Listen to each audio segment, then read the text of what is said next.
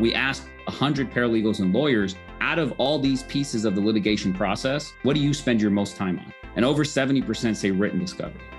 We've heard many guests say that when it comes to technology, the legal industry lags behind. Thankfully, people like Pratik Shah are stepping up to lead the revolution.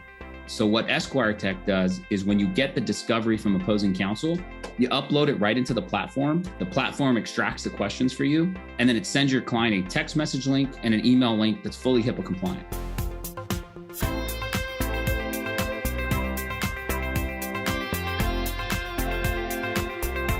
You're listening to Personal Injury Mastermind, the show where elite personal injury attorneys and leading edge marketers give you exclusive access to growth strategies for your firm.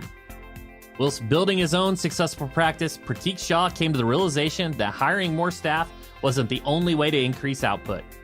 Investing in the right technology was also essential to increasing efficiency. Focusing his sights on the discovery process, Pratik founded EsquireTek to pioneer a new approach that would save lawyers and paralegal and their clients time and energy. Pratik swung by to share his own experiences of building a practice, describing what it means to automate discovery and discuss tech competency at an industry level. I'm your host, Chris Stryer, founder and CEO of Rankings.io. We help elite personal injury attorneys dominate first page rankings with search engine optimization.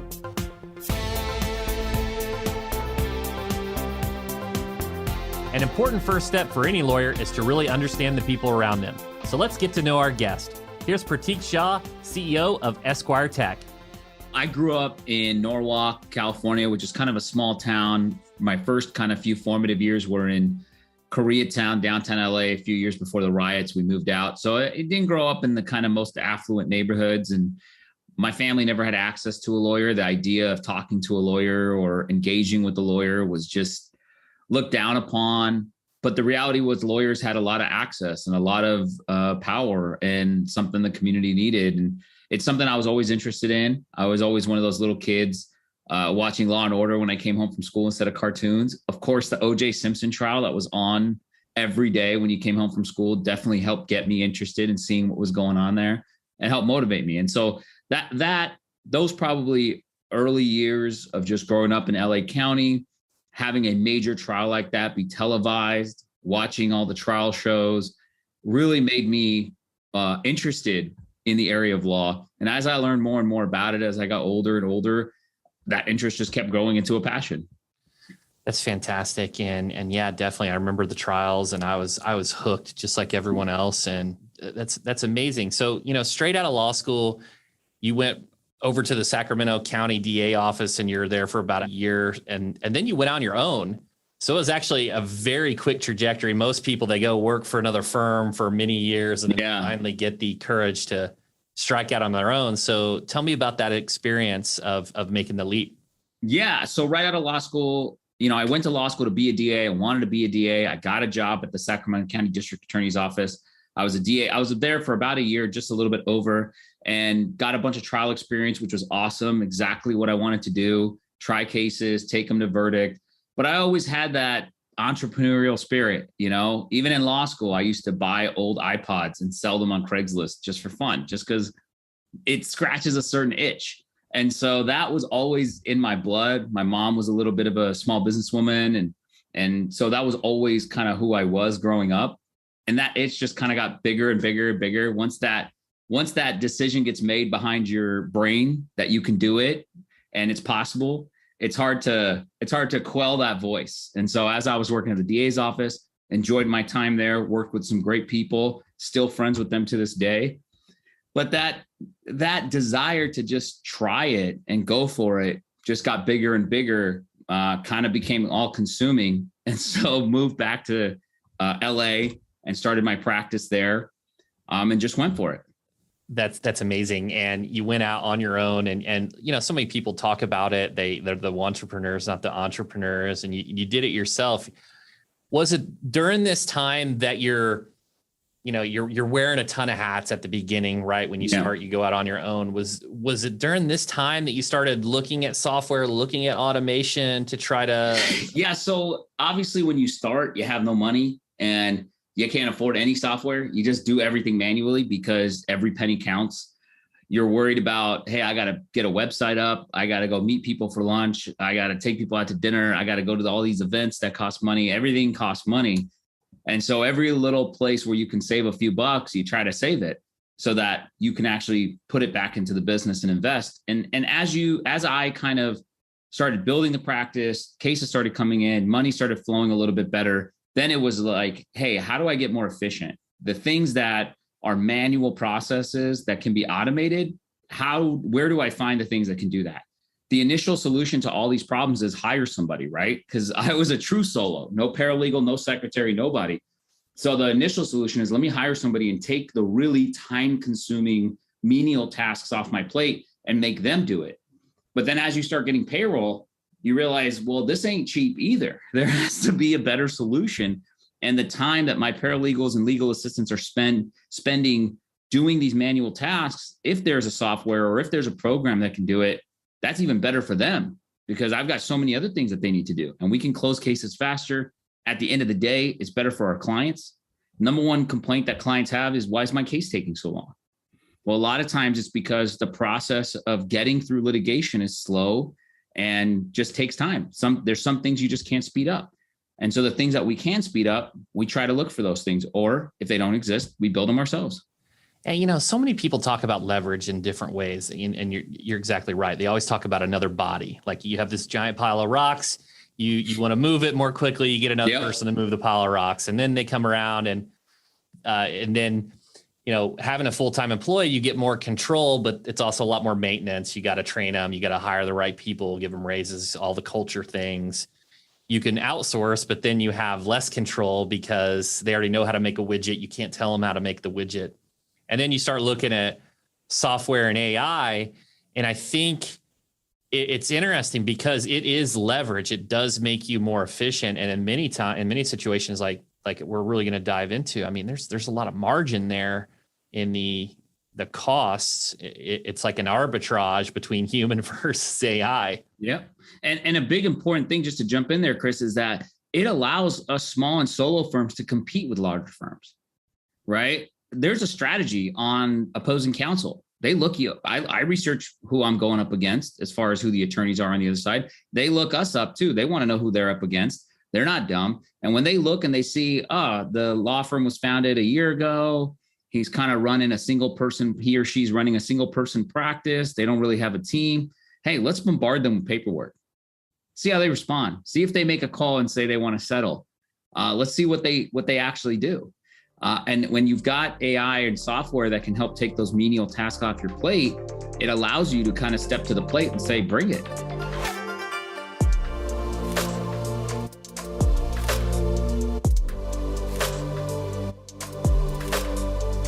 If you ask any attorney to list the most tedious and time-consuming parts of their job, discovery is likely to be in the mix. However, it doesn't have to be that way. Pratik and his team at EsquireTek are completely revolutionizing the process. So I asked him to explain exactly what it means to automate discovery. Yeah, thanks, Chris. So EsquireTek is this discovery automation platform we created. And it's weird always saying discovery automation platform because there really isn't another discovery automation platform. So every time I say, hey, we help automate discovery, the response I get is, well, what does that mean? Because it doesn't really exist. It's not like we built a car and there's a million other cars out there and everybody knows what a car does. So what this does is there is a manual process in discovery. And every state's a little bit different. Some states, they use pleading paper where we've got these numbers down the side, which we need to convert to Word, and Adobe can't handle it. So paralegals are doing that process manually. In other states that don't use the pleading paper, they then have to take those questions, or in both states, they have to take the questions, get the client's answers, and then start putting their objections in, get the client's signature on verifications or certificate of service. Some states call it a certificate of service. And that process is also manual.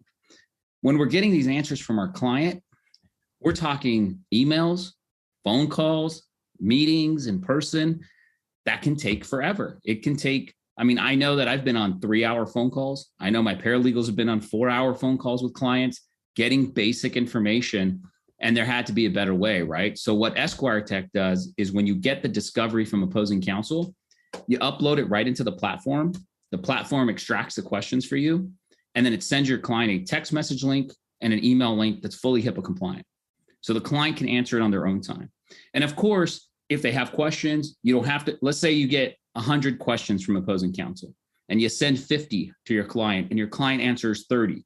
Okay, you still have to call and get those last 20, and you can still talk to the client, make sure the answers are correct, the way they like it. But at least that initial process where you've got these basic questions of where do you live?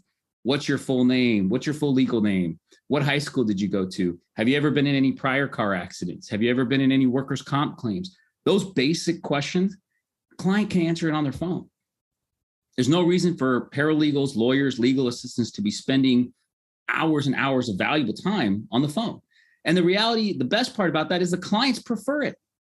The clients don't want to be on 3-4 hour phone calls with their paralegal or their lawyer either, right?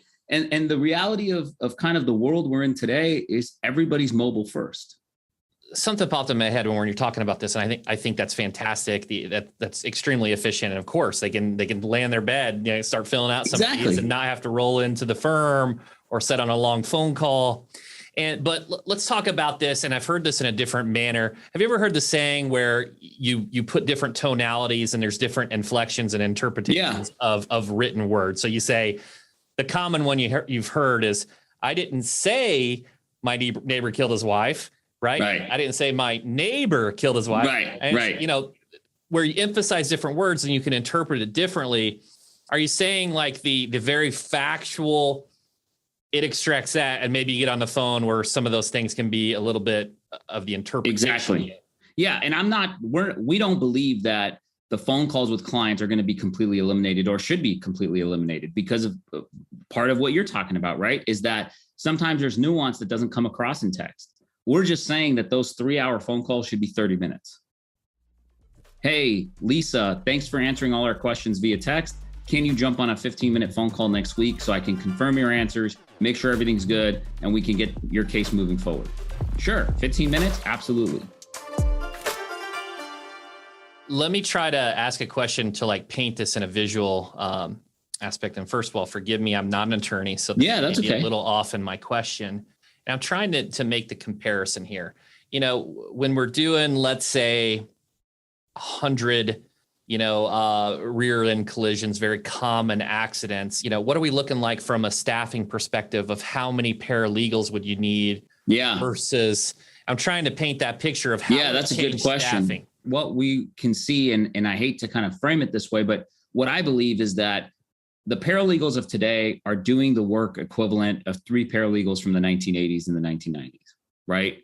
Between case management softwares, cloud computing, template creation, all the things that we've learned in the last 30 years from now until from 1990, paralegals are doing the work equivalent of 3 paralegals back then. And I think what we're talking about 5 years from now, 10 years from now, is that a paralegal then is going to be doing the work of 5 paralegals from 1980 to 1990.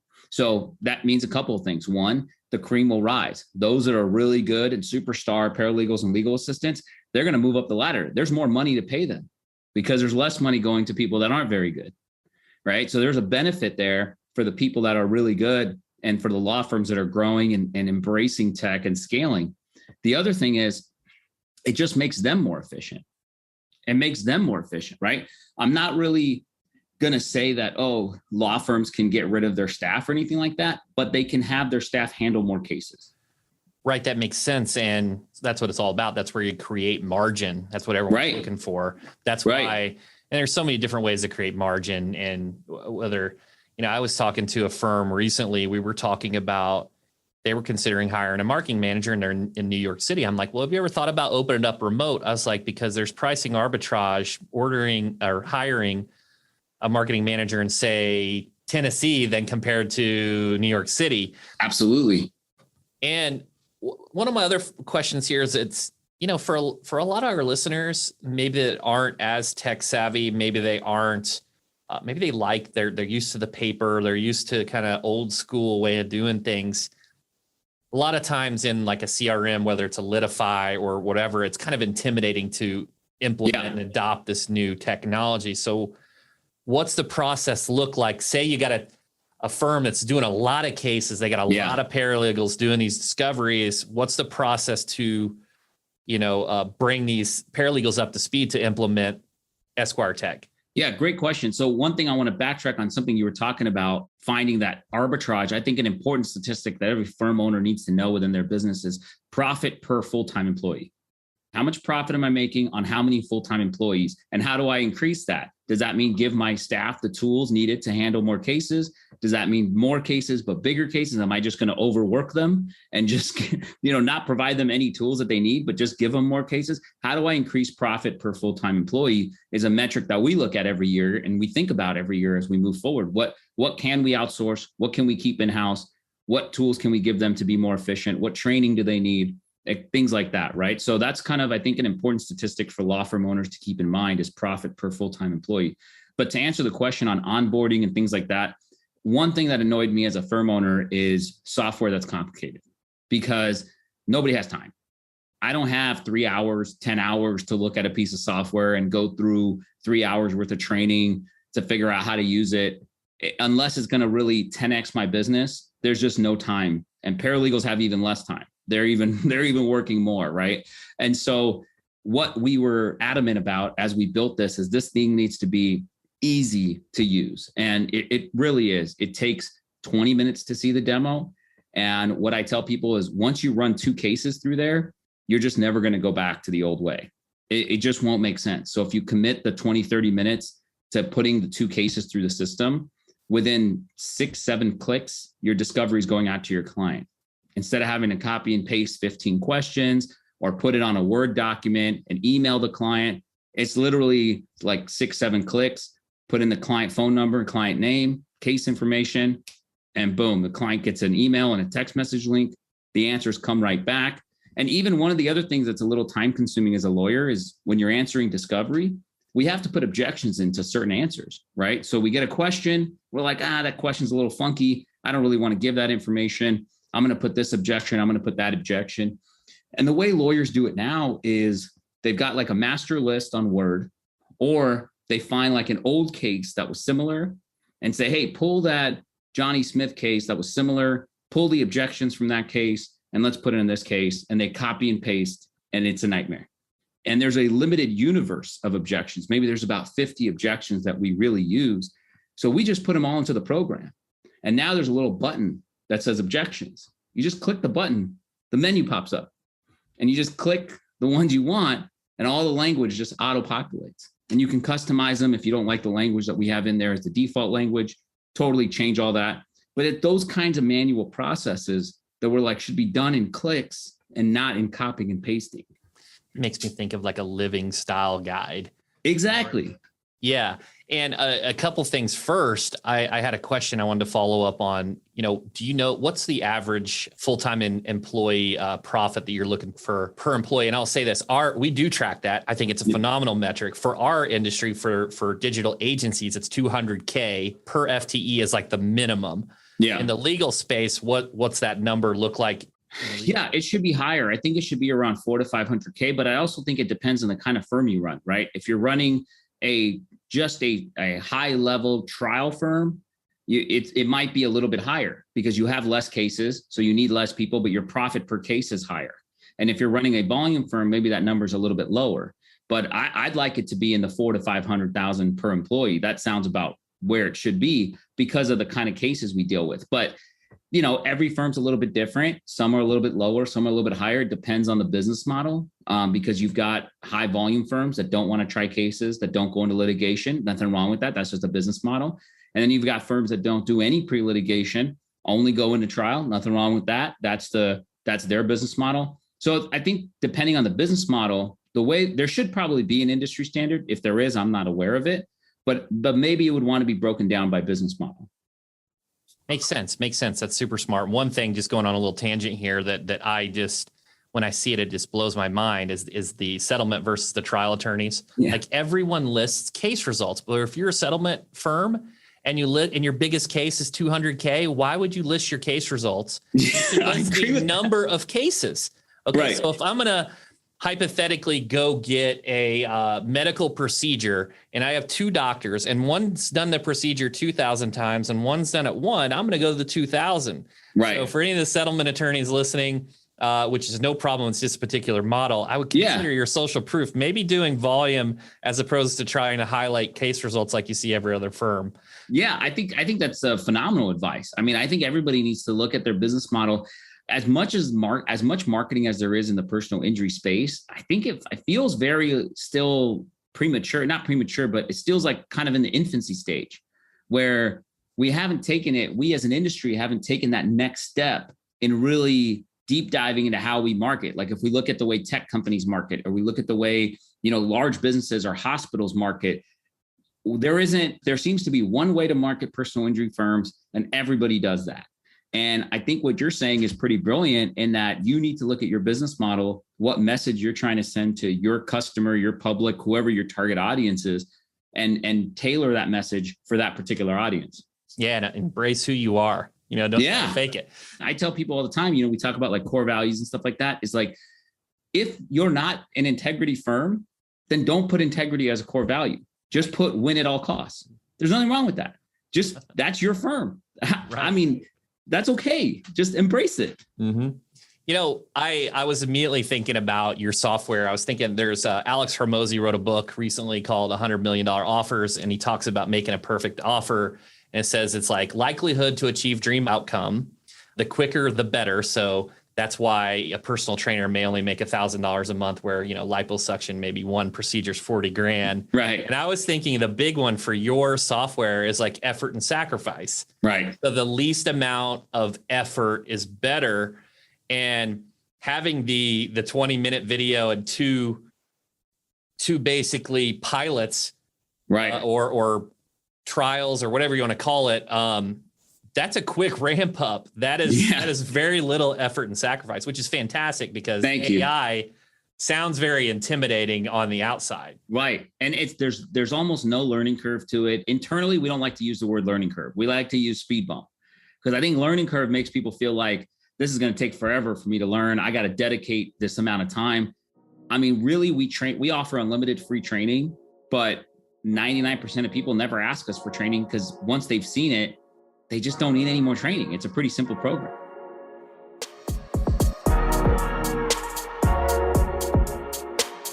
EsquireTek is doing an awesome job of optimizing the discovery process, but that's not the only area of the legal industry that can benefit from technological innovation. I asked Pratik why tech competency in general is so important. As far as why attorneys need to be tech competent, one, you're required to. The ABA has a rule now that says you are required as an attorney. It's an ethical obligation for you and your clients to be up to speed on tech, because the ABA has recognized, and a lot of states have adopted it locally. I think California recently adopted it last year, and they were the 18th or 19th state to adopt it. So it's getting out there that you're required as an attorney to be up to speed on what tech is available, because at the end of the day, it better serves your client, right?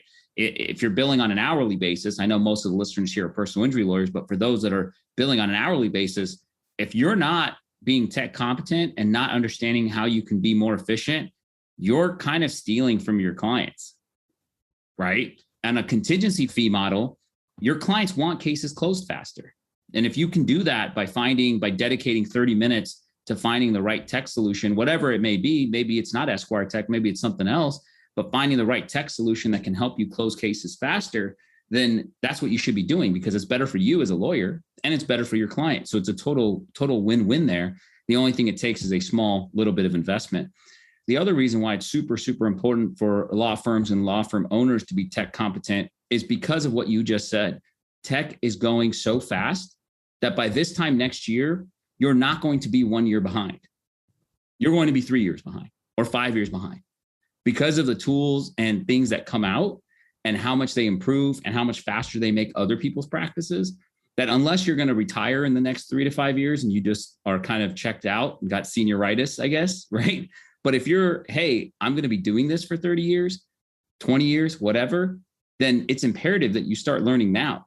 And you don't want that gap of what you need to figure out to get any bigger, because it's exponential, it compounds. Yeah, you hit on something I want to circle back to EsquireTek that we didn't touch on. So you mentioned like frequency and speed. So everyone talks about more leads from the marketing agency. They want the SEO agencies or whoever to generate more leads. And, there's conversions and win rate, and then there are, increasing your fees, getting more from your trials. But then you talk about frequency. So you're settling cases more frequently. You're getting the cash. You have better cash flow. Let's talk about that comparison. What's the comparison look like doing the manual back and forth long phone calls versus what AI? Yeah. How does it impact frequency? Where have you, what have you seen there from a speed component? Yeah, absolutely. Great question. So what happens in kind of a litigation of a case, I know you're familiar with it, even though you're not a lawyer, is like you file the complaint, you get served discovery, and then written discovery. After written discovery, they take your client's deposition. If it's a pretty straightforward case, you can get into mediation and settle the case. If not, you got to start taking depositions, start getting experts and preparing for trial. But what happens in that written discovery process, we actually ran a survey. We asked 100 paralegals and lawyers, out of all these pieces of the litigation process, between written discovery, oral discovery, complaints, motion writing, what do you spend your most time on? And over 70% say written discovery, because it's time consuming and manual. And what happens is you ask for extensions, you get discovery from opposing counsel, you get 30, 35 days to respond between there.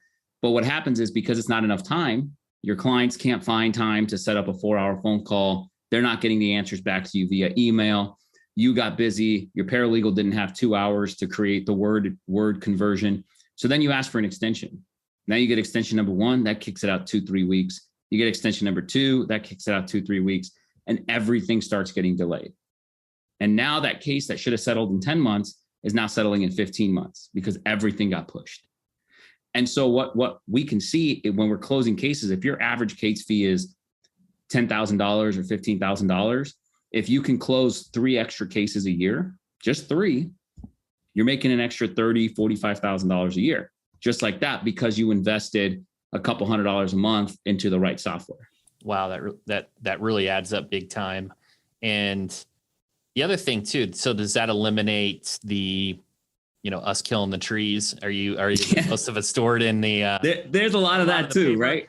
Yeah, sure. Yeah. I'm not gonna, I'm not Captain Planet, but right? I'm not gonna take credit for being Captain Planet, but absolutely there's a big component to that too, right? What happens all the time, what happened to me when I used to go to the office all the time is I'd work on stuff at the office. I'd want to make it home on time to see the kids, have dinner.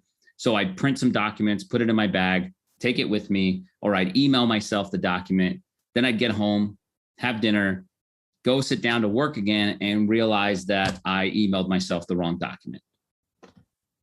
Right. And that a little bit of that's been eliminated because of cloud software services and client and case management software. Right.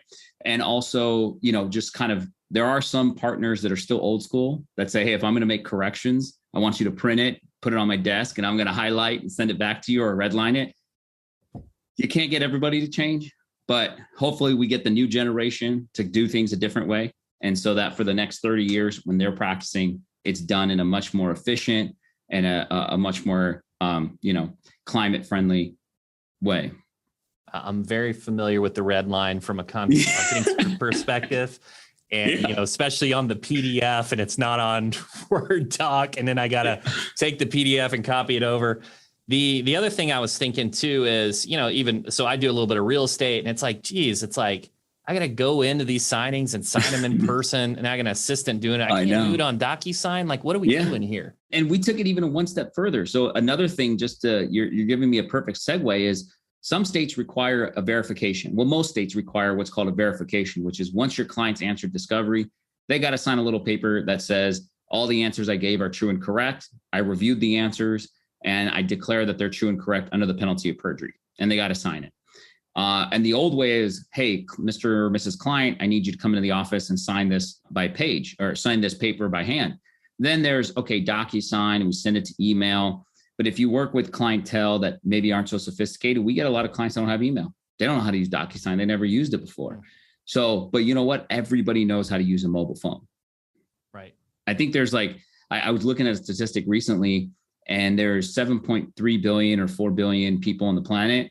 And there's 6 billion cell phone providers, or 6 billion cell phone subscribers. So pretty much everyone is going to have a cell phone. It's just the way it works. And so what we do for these verifications, instead of we send it by email, but also you use what's called tech sign within our program, and it goes right to their phone. And they just click the link, they just sign with their finger, and it comes right back to you and the verifications are done. And the clients love that because they can do that on the sidelines where their kids are playing soccer. Incredible. And for any of those listening that have any cell towers that they want to sell to me and Pratik, and we would love to invest. Yeah. Just hit us up. But I mean, the phone is the future. It just is. It's the present and the future. Let's talk about security. It's consolidated, it's tech. What precautions are you taking for yourself and your clients for data breaches and any type of security? I'm glad you brought that up. So I'm the CEO and co-founder. My CTO and co-founder is really kind of the brains behind this. He's really brilliant. His name's Dr. Slim Sweezy. He likes to kind of stay in the background, but he's really the genius that brought this up. And I want to bring him up for a second because his resume is incredible. He's got 40 plus patents under his name. He's worked for Motorola. He's in the Georgia Tech University Hall of Fame. He was the president of Novatel Wireless. If anybody here has ever used those MiFi jetpacks that gave you, internet and hotspot, he's the one who invented that. So he's brilliant. And when he was president of Novatel Wireless, he was getting his software and his products into cities and government organizations and things like that. So security is obviously always going to be number one when we come from that angle. And that was a very important conversation we've had and we continue to have as we build this, is we want to make sure that people's information is secure. We understand how important this is. We understand how serious this information is, and it's not a joke on what we're dealing with. We can all joke around and laugh about older people that don't want to embrace tech, but it is a very serious concern. We're fully HIPAA compliant. We get audited every quarter by an outside third-party security firm that comes in and makes sure that we're going to stay HIPAA compliant. We're also working on what's called SOC 2 compliance, which is the next level of security. And we hope to have that before the end of Q1, ideally into Q1, probably by mid next year, because it's kind of a deeper process, but that's even more secure than HIPAA. It's like the next, it's like really the next level. That's like the kind of compliance that government agencies, if you're a software company that wants to work with the federal government, that's what's required by them. Everything we have redundancies built in. So if anything goes haywire, AWOL, everything is protected because we've got all the redundancies built in. So there's backup to everything. And then at the end of the day, we let the user control their data. So you have the ability that once you upload your discovery and you work through it, there's a button in there that says shred discovery. So once you print it and take it on your computer, you can click shred discovery. And not only does it delete it from your vision or your platform, it deletes it from all our redundancies. So it just no longer exists in our system once you click shred discovery. So we take security very seriously, and we've built these precautions and these systems in place to let the user control their data, but also us protect it for people that do want to trust us with it. Incredible. So a couple quick questions. Let's shift to like the advanced. Let's talk about integrations, APIs, apps. Where can we go there? Our kind of roadmap is to make sure we're in all 50 states before we start the integration. So we are in California, Texas, Tennessee, Florida, Nevada. We're hoping to be in Missouri, Minnesota, and Georgia before the end of the year. And then Washington, Oregon, we'll be working on in January. And we hope to be in all 50 states by Q3 of next year. That's really our internal goal. We've already been in talks with Filevine, Litify, CasePeer to integrate so we can move documents back and forth instead of having to type any, information again.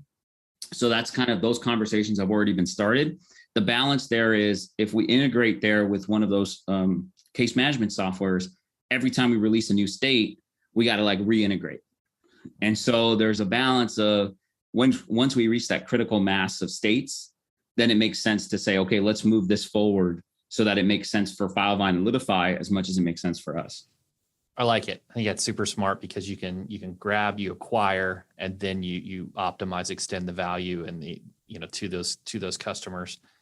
Yeah, I didn't know where this was going to go, and I'm not an attorney, but this sounds like just a very efficient, very smart way to do depots and to speed things up to improve your cash. Yeah, and one thing I always tell attorneys is that we just want to treat our clients the way we treat our friends, right? When we go home at night, we don't email our friends and say, let's go out to dinner.